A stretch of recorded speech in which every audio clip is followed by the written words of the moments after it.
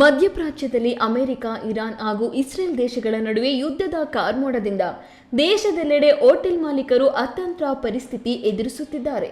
ಒಂದು ಕಡೆ ಸಿಲಿಂಡರ್ ಸಿಗುತ್ತಿಲ್ಲ, ಮತ್ತೊಂದು ಕಡೆ ಪ್ರತಿನಿತ್ಯದ ಆರ್ಥಿಕ ಪರಿಸ್ಥಿತಿ ನಿಭಾಯಿಸಬೇಕಾದ ಹೋಟೆಲ್ ಉದ್ಯಮ ಮುಚ್ಚಿದರೆ ಮಾಲೀಕರಿಗೆ ಕಷ್ಟ. ಹೀಗಾಗಿ ಅನಿವಾರ್ಯವಾಗಿ ಕೋಲಾರ ಜಿಲ್ಲೆಯಲ್ಲಿ ಪರ್ಯಾಯ ವ್ಯವಸ್ಥೆ ಮಾಡಿಕೊಂಡು ಹೋಟೆಲ್ ಉದ್ಯಮ ಮುಂದುವರೆಸಿದ್ದಾರೆ.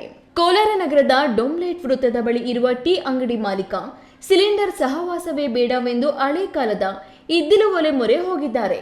ಸ್ವಾಮಿ ಟೀ ಅಂಗಡಿ ಮಾಲೀಕರು ಅನೇಕ ವರ್ಷಗಳಿಂದ ಈ ವೃತ್ತದ ಪ್ರಮುಖ ಟೀ ಅಂಗಡಿ ಆಗಿದೆ. ಡೊಮ್ಲೇಟ್ ಸರ್ಕಲ್ ಪ್ರತಿನಿತ್ಯ ಸಾವಿರಾರು ಜನರು ಓಡಾಡುತ್ತಾರೆ. ಅದರಂತೆ ರುಚಿಯಾದ ಟೀ ಕೊಡುವ ಸ್ವಾಮಿ ಟೀ ಅಂಗಡಿಗೆ ಸಾವಿರಾರು ಗ್ರಾಹಕರು ಬಂದು ಟೀ ಕುಡಿದು ಹೋಗುತ್ತಾರೆ. ಸಿಲಿಂಡರ್ ಸಮಸ್ಯೆಯಿಂದ 2 ದಿನ ಬಾಗಿಲು ಮುಚ್ಚಿದ್ದ ಮಾಲೀಕ ಈಗ ಇದ್ದಿಲು ಒಲೆ ಮೂಲಕ ಪರ್ಯಾಯ ವ್ಯವಸ್ಥೆ ಮಾಡಿಕೊಂಡಿದ್ದಾರೆ. ಇದ್ದಿಲು ಒಲೆಗೆ ಸಣ್ಣ ಪ್ಯಾನ್ ಅಳವಡಿಸಿ ಟೀ ತಯಾರಿ ಮಾಡುತ್ತಿದ್ದಾರೆ.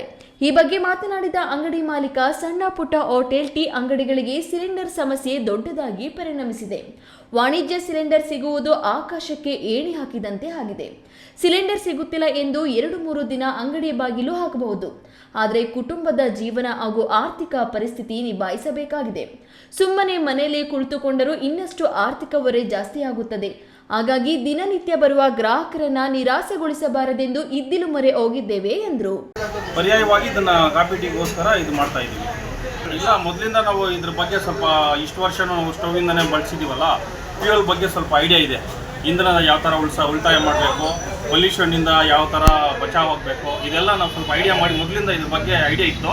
ಪ್ಲಸ್ ಇವಾಗ ಯಾವುದೇ ಕಾರಣಕ್ಕೂ ದುಡ್ಡು ಕೊಟ್ಟರು ಸಿಗ್ತಾ ಇಲ್ವಲ್ಲ ಗ್ಯಾಸು, ಆ ಕಾರಣದಿಂದ ನಾವು ಇದನ್ನು ಸ್ವಲ್ಪ ಡೀಪಾಗಿ ತಗೊಂಡು ನಿನ್ನೆಯಿಂದ ಇಂಪ್ರೂವ್ ಮಾಡಿದ್ದಕ್ಕೆ ನಿನ್ನೆ 2 ದಿವಸ ರಜಾ ಮಾಡಿದ್ದೀವಿ. ಇವತ್ತು ಸ್ವಲ್ಪ ರೆಡಿ ಮಾಡಿ ಎತ್ಕೊಂಡು ಬಂದು ಇಟ್ಟಿದ್ದೀವಿ. ಪರವಾಗಿಲ್ಲ, ಏನೋ ಹಂಗೆ ವ್ಯಾಪಾರ ಮಾಡೋಕ್ಕೆ ಅನುಕೂಲ ಆಗ್ತಾ ಇದೆ. ಸತೀಶ್, ಈ ನ್ಯೂಸ್ ಟಿವಿ, ಕೋಲಾರ.